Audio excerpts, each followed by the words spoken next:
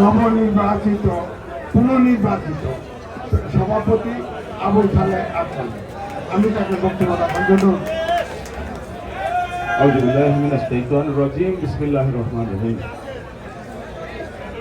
মহান রব্বুল আলামিনের কাছে শুকরিয়া আদায় করছি এবং আমি আপনাদের কাছে কৃতজ্ঞ যে আপনারা আমাকে ভোট দিয়ে আবার নির্বাচিত করেছেন।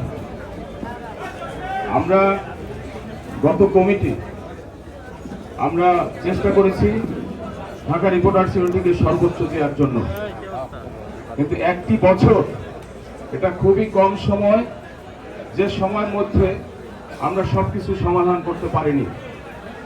ঢাকা রিপোর্টার্স ইউনিটি এমন একটি সংগঠন যে সংগঠনের সদস্যগণ কখনো ভুল করেন না, তাদের বিবেচনা বোধ অন্যান্য মানুষের চেয়ে অনেক বেশি, যে কারণে তারা আবারও এবার আমাকে নির্বাচিত করেছেন বাকি কাজের কিছু অংশ করে যাওয়ার জন্য।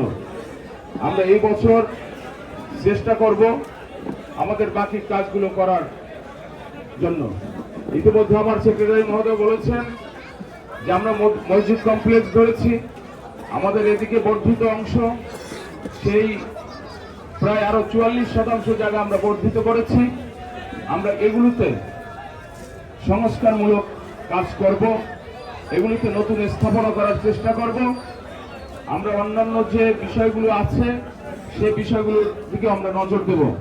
আমরা চাইব ঢাকা রিপোর্টার্স ইউনিটির থেকে প্রতি বছর যেন জার্নালিজমের উপর উচ্চতর ডিগ্রি অর্জন করতে পারে এরকম কিছু মানুষকে আমরা সিলেক্ট করব, এরকম কিছু সদস্যকে আমরা সিলেক্ট করব, এই পরিকল্পনা আমাদের আছে। আমরা চেষ্টা